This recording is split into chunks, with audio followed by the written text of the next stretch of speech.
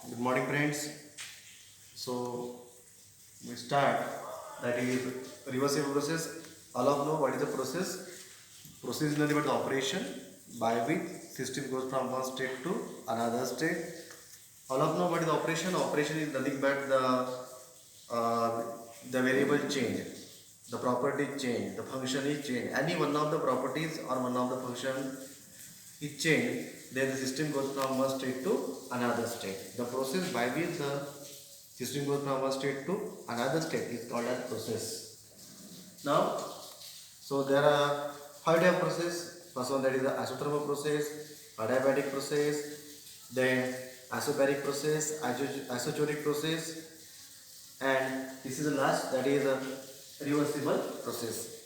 Now, what is a reversible process? Now, today we see that is reversible process. Which process? Reversible process. Now, reversible नाम में क्या रखा है, नावात काय आहे ती बघा की रिव्हर्सेबल म्हणजे रिव्हर्स, बरोबर आहे ना. आता मला सांगा एखादी गोष्ट रिव्हर्स कधी येईल, ती बघा की हा एक जो एक ट्रक आहे, हा ट्रक चालला असा, बरोबर आहे ना. हा ट्रक आहे, हा ड्रायव्हर आहे आणि ट्रक या दिशेने चालला, मुव्हिंग होत आहे, बरोबर. आता या दिशेने मुव्हिंग होत आहे, या दिशेने होत आहे, ड्रायव्हर एक्सलेटर दाबतो, जसं एक्सलेटर ट्रक या दिशेने चालला, या दिशेने चालला, म्हणून याला कोणता force, driving force. Driver force add करताय आणि ट्रक हा चालला, म्हणून या फोर्सला ड्रायव्हिंग फोर्स. कोणता फोर्स? Driving force. समजलं की नाही. तर हा झाला ड्रायव्हिंग फोर्स आणि त्याला अपोज करणारा जी काही एअर आहे, एन्व्हायरमेंटल अपोजेस आहे, तो झाले अपोजिंग फोर्स, बरोबर आहे ना. आता तुम्ही एक गोष्ट लक्षात ठेवा की समजा हा ड्रायव्हिंग फोर्स 100 न्यूटन आहे आणि हा अपोजिंग फोर्स किती 100 आहे. दोन्ही फोर्स जर सारखे असेल तर काय होईल, दोन्ही फोर्स जर म्हणजे हा ड्रायव्हिंग फोर्स आणि अपोजिंग फोर्स. ड्रायव्हिंग फोर्स म्हणजे ड्रायव्हरनी अप्लाय केलेला फोर्स, म्हणजे कोणता फोर्स? Driving force. दोन्ही फोर्स जर काय असेल, सारखे असेल, समजा मी हा 100 न्यूटन कन्सिडर केला, हा 100 न्यूटन कसं केला, दोघांचा मॅग्निट्यूड कसं आहे, सेम आहे. दोघांचा जर मॅग्निट्यूड काय असेल, सेम असेल, तर मला सांगा ट्रक ना समोर जाईल ना मागे जाईल, सेम बॅलन्स राहील. आता मी काय करेन, हा जो आहे अपोजिंग फोर्स, हा किती केला मी, 99.7 न्यूटन. किती केला, हा 100 न्यूटन केला आहे आणि हा किती 99.7 न्यूटनचा आहे. आता हा थोडासा कमी केला, दिस थोडासा मीन्स स्मॉल, दिस कॉल्ड ॲज इन्फायन्सिबिलिटी. काय काय त्याचा? इन्फायन्सिबिलिटी मीन्स हा जो ड्रायव्हिंग फोर्स आहे हा थोडासा जास्त आहे, कशापेक्षा? अपोजिंग फोर्सपेक्षा, बरोबर आहे ना. आता हा 100 आहे, हा 99.7, हा थोडासाच कमी आहे, म्हणजे हा थोडासा जास्त आहे. दिस थोडासा इज कॉल्ड ॲज इनफायन्सिबली. ओके. नाव आता मला सांगा, हा थोडासा कमी आहे, तर काही थोडा समोर जाईल, बिलकुल समोर जाईल, हळूहळू बिलकुल हा थोडासा कमी आहे, कळलं. म्हणजे हा थोडासा हळूहळू असा जाईल, कॅन से दॅट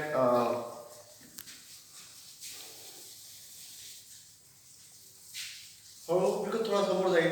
थोडंसं जरी हा वाढला तर काही रिव्हर्स येईल, पुन्हा कसं होईल, समोर जाईल, forward reverse, forward reverse, forward reverse. That is initial state and is nothing but the final state, बरोबर. थोडा जरी याच्यामध्ये काय झाला, चेंजेस झाला, तरी काय काय तो रिव्हर्स येईल. म्हणजे रिव्हर्सिबल मध्ये काय कंडिशन राहते, हा is driving force is infinitesimally greater than opposing force. हा थोडासाच काय, किंचित थोडासा याच्यापेक्षा जास्त आहे. थोडं जरी काहीतरी चेंजेस झालं, हा जर थोडासा वाढला, तर काय येईल, ते काय प्रोसेस काय जाईल, रिव्हर्स जाईल, ट्रक काय जाईल, रिव्हर्स जाईल, कळलं. This is the condition of reversible process. कोणती process? Reversible process. In reversible process, the driving force is infinitesimally greater than opposing force. आता आपण हे झालं आपण जनरल एक्झाम्पल. तो जर आपण थर्मोडायनामिक्स बघतो म्हटलं की थर्मोडायनामिक्समध्ये रिव्हर्सिबल प्रोसेस कशी असते, तर तुम्हाला माहिती आहे थर्मोडायनामिक्समध्ये आपण काय कन्सिडर करतो, consider a cylinder containing a gas. हे थर्मोडायनामिक्सचं एक्झाम्पल आहे, समजलं. हा जनरल एक्झाम्पल झाला. पण पर्टिक्युलर थर्मोडायनामिक्समध्ये काय होते, एक तुम्हाला माहिती आहे की एक सिलेंडर असेल, consider a cylinder containing a gas and whose pressure P is a pressure P आहे आणि it is external pressure Px, कळलं. आधी प्रेशर, आता हा पिस्टन वरती चालला, आता हा इंटरनल प्रेशर आणि हा कोणता आहे, एक्सटर्नल प्रेशर. पिस्टन एक सेमच आहे, कारण पिस्टन एकाच ठिकाणी का बरं आहे, हे जे एक्सटर्नल प्रेशर आहे आणि हे जे इंटरनल प्रेशर आहे हे जवळपास कसे आहे, सारखे आहे, सेम असल्यामुळे ते पिस्टन जागेवरच आहे. ना गॅसचं एक्सपान्शन होत ना गॅसचं कॉम्प्रेशन होत. बरोबर आहे. नाव समजा हा आता हा इंटरनल रूम असं का, समजा हा इंटरनल प्रेशर वाढलं, म्हणजे पिस्टन पुढे जाईल, वरती जाईल. बरोबर आहे ना. पिस्टन वरती जाईल म्हणजे काय होईल, हा जो आहे, हा जो पिस्टन इथे होता, बरोबर आहे ना, हा पिस्टन पुढे जाईल, इथे जाईल. कळलं ना. इथे जे पिस्टन्स आहे, हा जर वाढला पिस्टन पुढे जाईल, वरती जाईल. बरोबर आहे ना. आणि वरती गेल्यामुळे काय होऊन जाईल,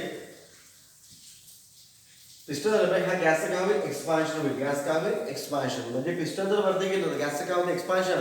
आणि पिस्टन जर खाली आलं गॅसचं काय होते, कॉम्प्रेशन. पिस्टन जर वरती गेलं गॅस काय होतं, एक्सपांड होते. पिस्टन जर खाली आलं गॅस काय होते, कॉम्प्रेस. ओके.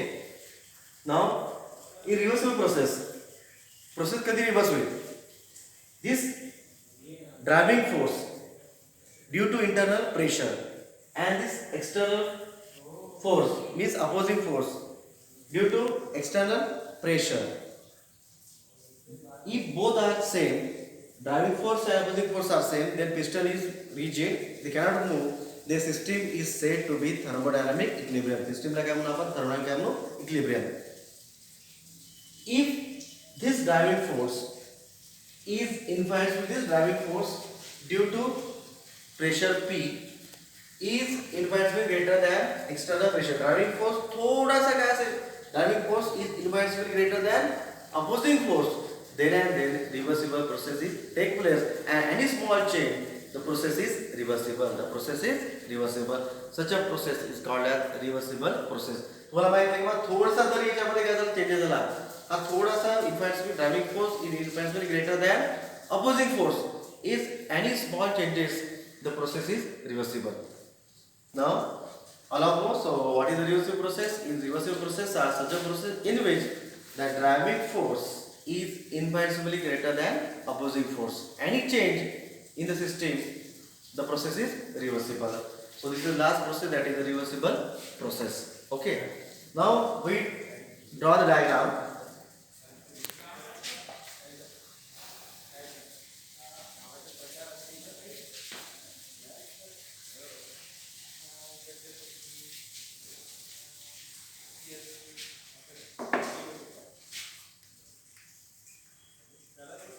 Reversible process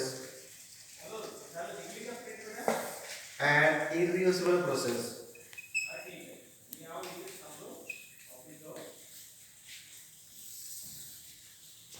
एक शॉर्ट टेक्निक आहे, म्हणजे कसं लक्षात ठेवायचं, कळलं. रिव्हर्सिबल म्हणजे गाडी काय, reverse forward, that is forward reverse, that is it is initial state, it is final state. Irreversible म्हणजे रिव्हर्स येणार नाही. गाडी समोर चालली, फॉर एक्झाम्पल बघा, गाडी समोर चालली, समोर जात आहे, मागे आली का गाडी, नाही. का मागे नाही आली, ड्रायव्हिंग फोर्स खूप जास्त आहे कशापेक्षा, अपोजिंग फोर्सपेक्षा. बरोबर आहे ना. ड्रायव्हिंग फोर्स खूप जास्त कशापेक्षा, opposing फोर्सपेक्षा.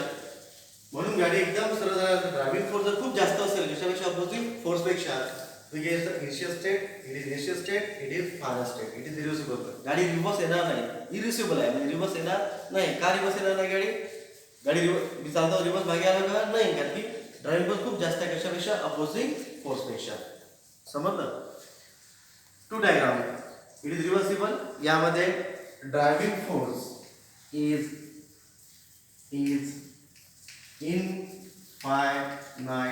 infinitesimally greater than opposing force. हा जो ड्रायव्हिंग फोर्स रिव्हर्सिबल मध्ये ड्रायव्हिंग फोर्स थोडासा जास्त राहतो कशापेक्षा, अपोजिंग फोर्सपेक्षा. थोडा जरी चेंजेस झाला गाडी काय तर रिव्हर्स. फॉर एक्झाम्पल बघा, की मी ड्राईव्ह करता, गाडी एकदम चालली की अपोज खूप जास्त आहे, वारा खूप जास्त आहे, गाडी स्लो चालली, थोडा जरी वाढला तर गाडी मागे येईल, पुन्हा समोर, पुन्हा वारा वाढला, पुन्हा मागे, म्हणजे समजलं की तुम्हाला की बाबा in reversible process driving force is inversely greater than opposing force, but in reversible process driving force is very greater than opposing force. Driving force खूप जास्त असतो कशापेक्षा अपोजिंग फोर्स पेक्षा. गाडी मी सरळ चाललो, मी सरळ जातो, बरोबर आहे, मी सरळ जातो, मागे चालव का नाही, कारण की ड्रायव्हिंग फोर्स खूप जास्त आहे. कशा अपोजिंग फोर्स, अपोज जर फार कमी असेल तेवढी त्याची स्पीड काय राहील, जास्त राहील. समजलं की नाही समजलं? तुम्ही कार ड्राईव्ह करता, कार ड्राईव्ह करताना समजा जोराचं वादळ सुरू आहे, तर आपली गाडी आपण काय होते, स्पीड कमी होते आपली. का बरं स्पीड कमी होते? अपोज खूप जास्त, खूप जास्त वारा आला एक वेळ अशी वेळी आपली गाडी थांबवून जाईल. खूप जास्त वाढला ड्राईव्ह पेक्षा गाडी थोडी मागे जाईल, थोडा कमी झाला मग पुढे जाईल, मागे पुढे. Such a process reversible process, की यामध्ये driving force is infinitely greater than opposing force. But irreversible प्रोसेसमध्ये तो रिव्हर्स येणार नाही. ड्रायव्हिंग फोर्स खूप खूप काय असतो, जास्त होतो अपोजिंग फोर्सपेक्षा. जसं आपण कार ड्राईव्ह करत आहे, वातावरण क्लिअर आहे, पूर्ण पाणी नाही, हवा नाही, काही नाही, तशा वेळेस गाडी आपली सरळ चालते, याचा अर्थ अपोज फार कमी आहे. म्हणजे ड्रायव्हिंग फोर्स, मी ड्रायव्हर आहोत, एक्सलेटर आहोत, म्हणजे ड्रायव्हिंग फोर्स काय आहे, जास्त आहे. ड्रायव्हिंग फोर्स खूप जास्त आहे, अपोज फार कमी आहे. इरिसिबल प्रोसेस. ओके. सेकंड, हा पहिला distinguish point. Second distinguish point is that, तुम्ही बघा, it consist of number of step, 1 step, 2 step, 3 step, 4 step. पण in reversible process number of steps are there. In irreversible process only one step. This can be explained on the basis of diagram. आपण या diagram वर सांगू शकतो. Third point is that it consists of, it has more, that is it has that work done. Now work done. आता मला work कुठे जास्त होईल? वर्कचा फॉर्म्युला काय? W is equal to F into D. Work is equal to force into displacement. जेवढं displacement जास्त तेवढं वर्क जास्त, बरोबर आहे की नाही? आता इथे बघा की इथे बघा, हा पाथ मोठा आहे, इथून असा गेला, पुन्हा मागे गेला, पुन्हा समोर गेला, पुन्हा मागे गेला. हा पाथ काय जास्त आहे, डिस्टन्स काय जास्त आहे. हा डिस्टन्स कसा आहे, कमी आहे.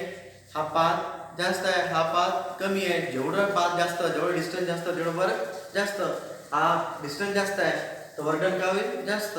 इथं वर्डन का होईल, कमी. समजलं का नाही? Means here we get the maximum work, here we get that is minimum work. It is minimum. And maximum work, it is minimum work. का बरं? Because work depend upon path. ज्याचा पाथ जास्त आहे त्याचं वर्क जास्त, ज्याचं path कमी त्याचं वर्क कमी. बरोबर आहे की नाही? हे कशावर बोलतो आपण? Formula that is W is equal to F into D. Means work depend upon distance. जेवढं डिस्टन्स जास्त राहील ड्रायव्हर तेवढं वर्क डन करेल जास्त. तुम्हाला एवढे समजते? साधारण खूप दूर असेल तर आपण खूप लवकर थकतो, खूप काम झालं बा, काऊन खूप लंबा अंतर होतं, म्हणजे डिस्टन्स कसं आहे, जास्त आहे. जवळ असेल आपण थकत नाही, वर्क कमी होते कारण की अंतर कसं आहे, कमी आहे. नाव टाइम.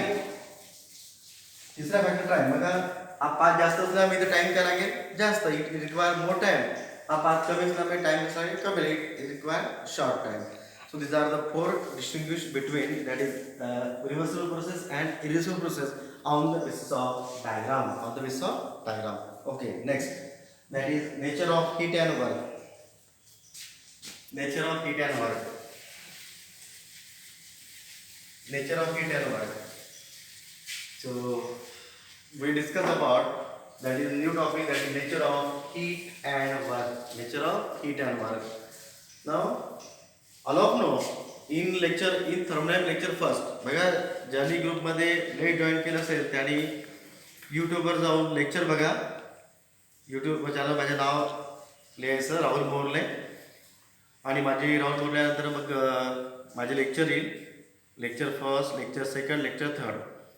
जर तुम्हाला अधूनमधून कोणतेही लेक्चर बघायचं नाही, अगोदर लेक्चर फर्स्ट बघायचं, लेक्चर फर्स्ट बघितलं लेक्चर सेकंड, लेक्चर थर्ड, याप्रमाणे सिक्वेन्स वाईज तुम्ही लेक्चर बघायचे. जर मधात जर कोणतेही लेक्चर बघितलं तर तुम्हाला समजणार नाही. आपण लेक्चर फर्स्ट मध्ये शिकलो होतो की हीट अँड वर्क. आता न्यू टॉपिक आहे, that is nature of heat and work. Heat and वर्कचं नेचर काय आहे, बरोबर आहे, म्हणजे एक्झॅक्टली ते काय आहे. All of no we consider a system. एक सिस्टीम कन्सिडर केली, बरोबर आहे का नाही. Other than system it is called as surrounding. All of no. Now the energy.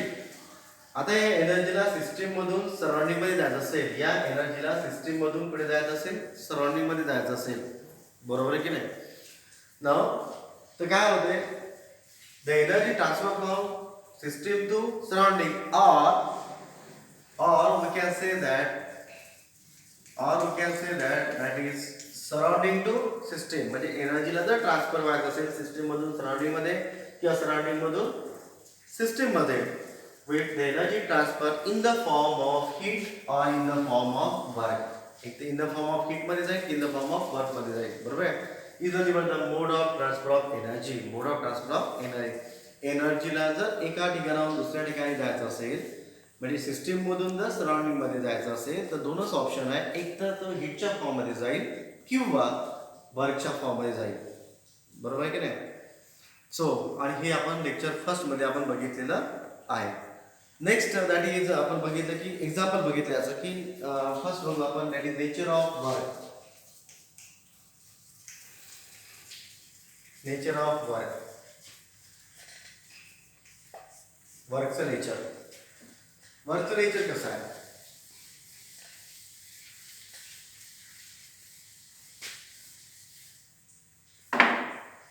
तुम्ही जर बघितलं असेल की एक गोष्ट की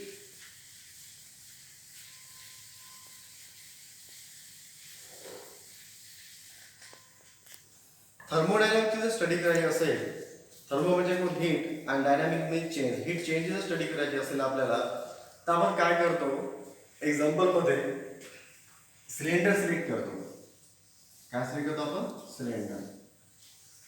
consider a cylinder containing a gas. Consider a cylinder containing a gas and fitted with weightless frictionless piston. हे piston आहे. हे काय? पिस्टन. पिस्टन मीन्स पिस्टन म्हणजे काय होत आहे? पिस्टन म्हणजे झाकण. आता बघा की हे पिस्टन जर खाली आलं तर गॅस काय होईल? कॉम्प्रेस होईल. हे पिस्टन जर वरती गेलं तर काय होईल? एक्सपांड होईल. पिस्टन जर खाली आलं गॅस काय होईल? कॉम्प्रेस. हा पिस्टन खाली आला तर गॅस काय होईल? कॉम्प्रेस होईल. हा पिस्टन जर वरती गेला तर गॅस काय होईल? एक्सपांड होईल. बरोबर. नाव आता इथे बघा की तुम्ही बघा की ही इनिशियल व्हॉल्यूम हा काय? V1 आहे. बरोबर आहे की नाही? नाव आता काय झालं? फॉर एक्झाम्पल हा पिस्टन कुठे गेला? वरती गेला. हा पिस्टन वरती गेला. हा पिस्टन वरती गेला. समजा हा पिस्टन वरती इथे गेला. कळलं? आता हा व्हॉल्यूम होईल का? होईल V2 होईल का? होईल V2. हा इनिशियल व्हॉल्यूम आणि पिस्टन वरती गेला तर काय होईल? Final volume. बरोबर आहे की नाही? व्हॉल्यूम काय झाला? चेंज. नाव आता यामध्ये बघा की हा पिस्टन किती होता? त्याचा इनिशियल व्हॉल्यूम किती होता? V1 आणि प्रेशर किती होतं? P1. प्रेशर किती होतं? P1. हा पिस्टन जर वरती जाईल तर नक्कीच काय होईल? हा फोर्स ऍक्ट होईल आणि पिस्टन कुठे जाईल? वरती जाईल. तर प्रेशर काय होईल? चेंज होईल. That is P2. म्हणजे सरळ सरळ गॅसचं जेव्हा पिस्टन खाली आलं कॉम्प्रेशन होते तर प्रेशर आणि व्हॉल्यूम काय होते? चेंज होते. जसं पिस्टन वरती जाईल गॅस काय होईल? एक्सपांड होईल. तर त्याचं प्रेशर चेंज होईल आणि काय होईल? Volume change. मग कळत न कळत जेव्हा आपण सिलेंडर कन्सिडर करतो गॅसचं जेव्हा कॉम्प्रेशन होते किंवा एक्सपान्शन होते त्याचं प्रेशर आणि व्हॉल्यूम काय होते? चेंज होते. प्रेशर आणि व्हॉल्यूम काय होते? Change. For example initial pressure P1, initial volume P1. Piston जर वरती गेलं तर प्रेशर काय होईल? P2 आणि व्हॉल्यूम काय होईल? V2. समजलं की नाही समजलं? आता तुम्हाला एक मला प्रश्न पडला असेल की पिस्टन वरती कसं गेलं तर फोर्स काय झाला? ऍक्ट झाला आणि फोर्स ऍक्ट झाला पिस्टन कुठे गेला? वरती गेला. बरोबर. आता एक लक्षात ठेवा की या सिलेंडरमध्ये या थर्मोडायनॅमिकमध्ये थर्मोडायनॅमिक स्टडीमध्ये प्रेशर आणि व्हॉल्यूम काय होते? चेंज. बरोबर आहे की नाही? आणि आपल्याला माहित आहे की बाबा वर्कडनचा formula W is equal to force into displacement. Formula आपल्याला माहित आहे की वर्कडनचा formula work done is equal to force into displacement. बरोबर आहे. पण थर्मोडायनॅमिकमध्ये जर आपल्याला जर वर्क काढायचं असेल तिथे काय चेंज होते? प्रेशर आणि काय होते? व्हॉल्यूम. म्हणजे आपल्याला वर्कडनचा formula in the form of काय पाहिजे? प्रेशर आणि काय पाहिजे? व्हॉल्यूम. कारण की इथे ना फोर्स दिसत आहे ना काय दिसत आहे? डिस्टन्स. कळलं? So in thermodynamics we calculate the formula of work done in terms of pressure and volume. Why it is so? असं का करतो आपण? कारण की थर्मोडायनॅमिक स्टडीमध्ये प्रेशर आणि व्हॉल्यूम काय होते? चेंज होते. बरोबर आहे ना? म्हणून या फॉर्म्युल्यावर आपण कशा फॉर्म्युला काढू? वर्क डनचा in the form of pressure in the form of volume.